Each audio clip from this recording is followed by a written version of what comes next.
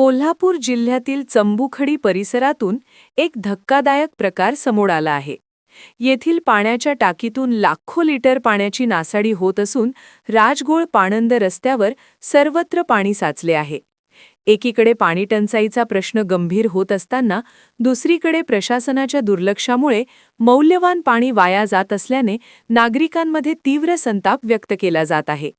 या संपूर्ण प्रकरणाचा आढावा घेतला आहे आमचे प्रतिनिधी मुरलीधर कांबळे यांनी. ही दृश्य आहेत कोल्हापूर जिल्ह्यातील चंबुखडी परिसरातील. येथील पाण्याच्या टाकीतून सतत पाणी ओसंडून वाहत असून लाखो लिटर पाणी अक्षरशः वाया जात आहे. या पाण्यामुळे राजगोळ पाणंद रस्त्यावर मोठ्या प्रमाणात पाणी साचले असून नागरिकांना ये-जा करताना मोठ्या अडचणींचा सामना करावा लागत आहे.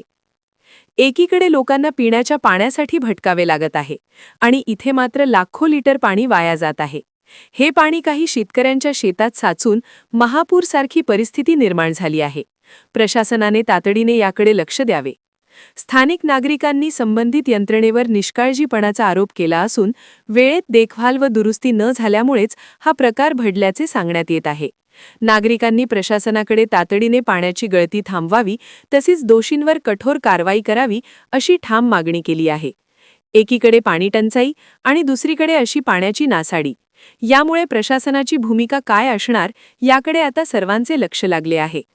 ग्रामदेवता प्रतिनिधी मुरलीधर कांबळे, कोल्हापूर. पाणी ही अत्यंत मौल्यवान संपत्ती आहे. अशा प्रकारे होणारी पाण्याची नासाडी थांबवण्यासाठी प्रशासनाने तातडीने पावले उचलणे गरजेचे आहे.